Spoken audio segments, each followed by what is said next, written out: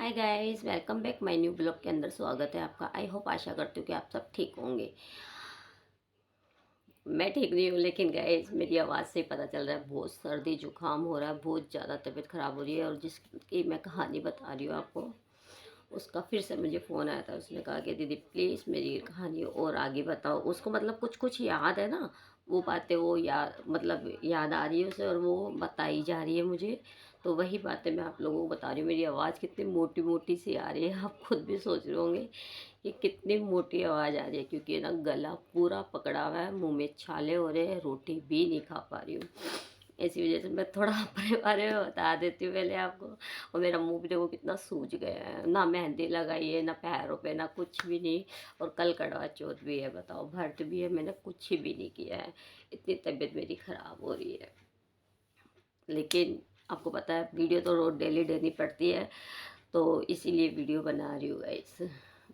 मेरे सर में भी बहुत दर्द हो रहा है। तो हाँ जी, मैं कहाँ थी उसकी कहानी पे कि मतलब मांग मांग के मतलब वो खाना खा रही थी। तो उसके साथ बस वो पता क्या करती थी, वो बता रही थी कि मतलब कपड़े नहीं होते पुराने, वो कपड़ों को भी मतलब ना घर के अंदर ईंटें लगा के, और ऊपर उसके बिजली का मतलब वो था मीटर, और नीचे उसने ईंट लगा के एक चूल्हा सा बना के उस कपड़ों को उसमें जला के उस पे रोटी पका के खा रही थी, बताओ। और उस समय पे एक मतलब शराब पिया हुआ लड़का आया, तो उसमें तो दिमाग नहीं था, डरना भी चाहिए था, वो डरी नहीं। वो उसको उठा के उसको मारने लगी, तो उस लड़के ने पलट के उस लड़की को मारा, बताओ। क्योंकि सबको पता है उसके आगे पीछे कोई नहीं है, कोई कोई भी नहीं बोला, और वो लड़का मारने लगा और गाली गलौज करने लगा, और वो लड़की को भी दिमाग नहीं था, तो वो भी गाली गलौज करने लगी। तो ऐसा हुआ उसके साथ में। फिर उसके बाद में क्या हुआ, वो लड़का मार मुर के चला गया। वो रोटी भी उसने खाई नहीं खाई, फिर वो अपने बाहर की कुंडी लगा के बाहर निकल गई, उसने बताया था। वो मतलब उसको मतलब कुछ कुछ याद है ना जो बातें बता रही है।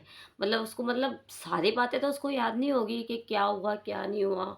सारी बातें कैसे याद हो, अगर दिमाग होता तो सारी बातें होती ना। किसी के दिमाग में एक छवि नहीं रह जाती, जैसे एक छवि रह गई उसके दिमाग में, मतलब कि उसके साथ ऐसा हुआ था वैसा हुआ था। एक सपना जैसे देखते हैं हम लोग एक सपना हम लोग देखते हैं, उसी तरीके से जैसे सपना हम उठते हैं तो हमें वो सपना याद रह जाता है।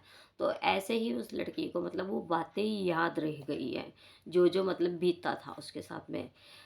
इसीलिए तो वो कह रही कि दीदी ये बात हुई। फिर तीसरी बार जब वो पागल हुई थी ना, तब उसके साथ में क्या हुआ था यार, ये कहानी तो हाँ, काफ़ी दिन तक तो उसके साथ मतलब यही चलता रहा कि मतलब वो भागती रही, चलती रही, स्कूटर में बैठ के आती रही, जाती रही, आती रही, जाती रही।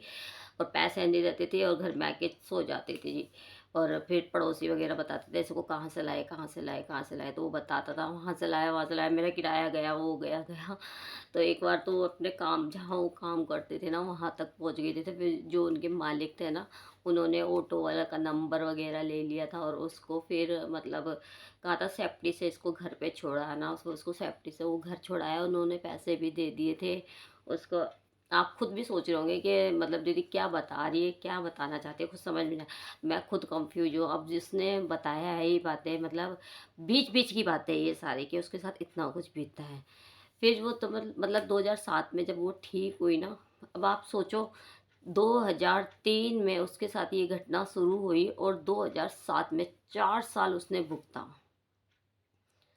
4 साल मायने रखता है। और अभी तो उसने अपनी, उसकी मम्मी चली गई वो भी नहीं बताया, उसकी बहन चली गई वो भी उसने नहीं बताया। 4 साल, एक दिन इंसान का मतलब बुरा वक्त आ जाता है ना, वो इंसान नहीं झेल पाता। उसने तो 4 साल झेले। कितने बुरे वक्त आए थे उसके। और अकेली लड़की थी वो, भाई चला गया, बाप चला गया, माँ चली गई, बहन चली गई, वो अकेली रह गई, बताओ। फिर उसके बाद में क्या हुआ, वो जैसे ठीक हुई 2009 में एक लड़का उसकी ज़िंदगी में आया था। एक लड़का उसकी ज़िंदगी में आया, रोल नंबर से रोल नंबर से उसकी ज़िंदगी में आया। लेकिन उसने तो ठान ली थी कि मतलब पहले शादी के साथ में उसने धोखा हुआ था ना उसके साथ में, तो उसने ठान ली थी कि वो शादी नहीं करेगी। लेकिन आप मानोगे नहीं, पहले की औरतें ऐसे थी कि ये बिंदी भी है ना, ये हम सर पे लगाते जो, वो कभी लड़की लगाती थी ना तो बूढ़ी औरतें होती थी ना, वो बिंदी भी उसके सर पे से छीन लेती थी। कहते थे कि किसके लिए लगा रही है। वो बिंदी भी उतार लेते, वो कुछ नहीं कहती थी। अब उस टाइम वो जवान थी, शौक तो हर किसी का होता है तैयार व्यार होने का। लेकिन उसके भाई वगैरह थे ना, उसको तैयार व्यार नहीं होने देते थे पहले के टाइम पे।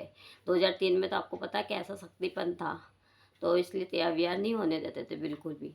और वो कभी तैयार हो भी जाते थे ना गलती से, तो मतलब दूसरी औरतें ही, बुजुर्ग औरतें उसके माथे पे से बिंदी उतार लेते थे कि किस लिए नाम की लगा रही है बिंदी, क्यों लगा रही। क्या कवारी लड़कियां बिंदी नहीं लगाती, विधवा औरतें बिंदियाँ नहीं लगाती। आज का टाइम तो कितना चेंज हो गया है कि मतलब विधवा को भी जीने का अधिकार मिल चुका है, अपनी मर्जी से जीते हैं, क्यों ना जिए। और पहले का टाइम ऐसा नहीं था।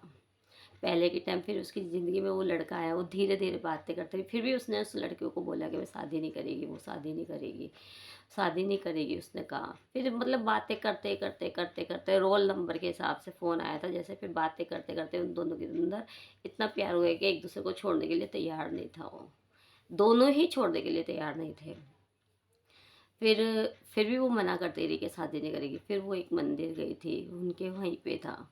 उस माता ने, जिसके अंदर माता प्रवेश नहीं होती, उसी ने उसको समझाया कि बेटा अगर शादी नहीं करेगी तो तेरा मतलब भविष्य आगे कैसे बढ़ेगा। अब तू जहाँ है वहीं थमी रह जाएगी, क्योंकि तेरे तो कोई भी नहीं है, भाई वगैरह कोई नहीं। अगर भाई होता तो भाभी आती तो उससे परिवार चलता, तो उनके सहारे तू जी सकते थे। अब तू है लड़की जात तो तू अकेली रहेगी, तो तुझे जीने भी तो कोई नहीं दे रहा है, क्योंकि तेरे दरवाजे पे तो लड़के लाते मार रहे, दरवाजे तोड़ के अंदर घुसने की कोशिश कर रहे। तू जाएगी तो जाएगी कहाँ, परिवार तेरा तेरा कोई पूछ नहीं रहा है। एक लड़की होके उसका परिवार उसको नहीं पूछ रहा था, बताओ तो कहाँ जाएगी। इससे बढ़िया तो तू शादी करेगी, तो तेरे बच्चे होंगे, तेरा घर बसेगा, तेरा परिवार होगा, तो तुझे दुनिया पूछेगी। उस लड़की ने काफ़ी सोचा, काफ़ी सोचा। फिर एक बात पे आए वो दोनों, लड़का लड़की। वो लड़की ने तो काफ़ी कहा था कि लोग क्या कहेंगे कि शादीशुदा से शादी करेगा तो तुझे मतलब दुनिया बोलेगी करेगी ये वो। लड़के ने साफ कह दिया, मुझे दुनिया से मतलब नहीं है, मुझे तेरे से मतलब है। मुझे तुझसे शादी करनी है, मुझे दुनिया से शादी नहीं करनी। मुझे तेरे साथ रहना है, किसी और के साथ नहीं रहना। मुझे ज़िंदगी, अगर तू मेरा साथ देगी तो ये ज़िंदगी मेरी आसान से कटेगी। अगर तू ही पीछे हट जाएगी तो फिर मैं तो बिल्कुल ही अकेला रह जाऊँगा, उस लड़के ने साफ साफ। काफ़ी दिन तक मतलब इन दोनों के बीच में ऐसे मतलब बातें चलती रही, सोचते रहे, करते रहे, करते रहे। आखिरी फाइनल तो यही हुआ, उस लड़की ने शादी करी फिर। उसी माता रानी की बात मान के शादी की, लेकिन वो लड़की शादी करने के लिए तैयार नहीं थी।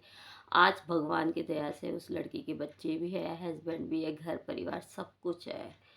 बताओ, अगर ज़िंदगी में उसने कदम आगे रखा तो उसको सब कुछ मिला।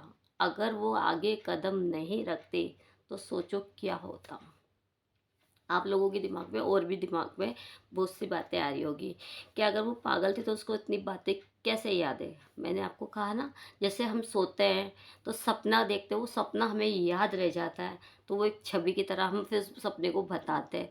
तो कुछ बातें उसने बताई है, मतलब कुछ कुछ याद है जो उसने बताई है, बाकी की उसको याद नहीं है तो उसने नहीं बताई। बाकी बीच में क्या हुआ था क्या नहीं हुआ था, मतलब जितना जितना उसको याद था उतना उसने सब कुछ बता दिया। आपको उसकी कहानी यहाँ तक की थी, और आगे मैं आपको कल बताऊंगी कि उसकी कहानी, ये कहानी किसकी है और किसके बारे में है और क्या नाम है इसका। ये कहानी मैं आपको ज़रूर कल बताऊंगी। उसने बोला कि दीदी कल ज़रूर बता देना, तो इसलिए मैं आपको कल बताऊंगी। ठीक है गाइस, इस वीडियो को हो सके तो आगे से आगे शेयर करना कि इस कहानी में उसके साथ कितना कुछ बीता। तो उसका सलूशन एक ही रास्ता था, जो उसने शादी की तो वो आगे बढ़ी। अगर वो शादी नहीं करती तो वो बहुत पीछे रह चुकी होती। और आप लोगों को पता है एक लड़की का अकेला रहना कितना मुश्किल है, और उसको तो कोई कहने वाला भी नहीं था कि तू शादी कर, तू शादी कर। अगर वो शादी क्योंकि जैसे कि माँ बाप होते हैं, भाई बहन होते हैं, वो कहते हैं कि इतनी उम्र हो गई है, शादी कर ले, नहीं करती, वो मना करती है। तो उसकी ये गलत फहमी होती है लड़की की, जो कहती है ना कि मेरे माँ बाप हैं, मेरे भाई बहन है, मैं शादी नहीं करूँगी, मैं नहीं करूँगी शादी, नहीं करेगी शादी, तो ये पछतावा उसी को ही होगा लास्ट में जाके। क्यों होगा? क्योंकि देखो, माँ बाप ज़िंदगी भर साथ नहीं रहते, भैया भाभी किसी के नहीं रहते, बहन जीजा किसी का नहीं होता, कोई सगा अपना नहीं रहता, क्योंकि उसके साथ बीती है ना, तब वो आज ये कह रही है, उसको बता रही है कि मतलब किसी के भरोसे मत रहो, अपनी ज़िंदगी है, खुद आगे बढ़ने की कोशिश करो, पीछे रहोगे, पीछे कुछ नहीं रखा। जैसे कि आज का दिन बीत गया, तो कल तो आएगा ना, तो इसीलिए इंसान को आगे देख के चलना चाहिए, ना कि पीछे। आप वो समझे या ना समझे, कोई भी हो, तो उसे समझना चाहिए कि अपनी ज़िंदगी के अंदर आगे बढ़ने में ही भलाई है अपनी। सब अपनी अपनी जगह पे सही है। अगर आप अपनी ज़िंदगी को रोक के वहीं पे थमे रहोगे ना, सब अपना मतलब निकाल लेंगे, चाहे बहन हो, चाहे भाभी हो, चाहे भाई हो, चाहे कोई भी हो, सब अपना मतलब निकाल लेंगे, आपको साथ ले जाएंगे, ले जाएंगे, खिलाएंगे पिलाएंगे, सब कुछ कर लेंगे। लेकिन शादी तो आप नहीं करोगे ना। जिस दिन आप शादी कर लोगे ना, आपको ज़रूरत पड़ेगी ना, तो उनके 100 काम आ जाएँगे। वो कहेंगे मेरे बच्चे की तबीयत ख़राब है, मेरा ये है, मेरा वो है, मैं कैसे आऊँ घर छोड़ के? मेरे घर में कोई भी नहीं है, मैं घर छोड़ के आ ही नहीं सकती। क्योंकि आप कहाँ जाओगे शादी करके, कोई पता है? किसी का कोई पता नहीं है। इसीलिए कहते हैं कि अपनी ज़िंदगी के बारे में अभी समय है तो सोच लो। अगर वक़्त और समय निकल गया, तो कोई भी पूछेगा नहीं। इसलिए कहते हैं अपनी ज़िंदगी के बारे में खुद सोचो, किसी पे निर्भर मत रहो। मेरी बात यहाँ तक की थी, क्योंकि जहाँ तक उस लड़की के साथ जो बीता था ना, उसका रास्ता तो एक शादी थी, क्योंकि वो पढ़ी लिखी नहीं थी। अगर वो कमा के भी खाती, कहीं और भी जाती, तो अकेले ही उसे दुनिया से सामना करना पड़ता ना। ऐसी बात नहीं है कि इंसान सामना नहीं कर सकता, कर सकता था, क्योंकि उसके पास एक ही रास्ता था, शादी। शादी करने से आज उसका मान सम्मान सब कुछ हुआ, उसने शादी की और उसके बच्चे हुए। आज उसको केयर करने के लिए उसका हस्बैंड है, उसके बच्चे हैं, सास ससुर है, सब कोई है। वो खुशी से रह रही है अपने घर में। मैं तो कहूँ, अगर किसी को मेरी कहानी में कोई भी पर्सन आपको गलत लगे या सही लगे, तो प्लीज़ कमेंट करके ज़रूर बताना। उसकी कहानी के अंदर अगर कुछ भी लगे तो आपको कमेंट ज़रूर करना। प्लीज़, मैं आपसे ये कह रही हूँ, रिक्वेस्ट कर रही हूँ। मेरी वीडियो यहाँ तक की थी। ठीक है गाइस।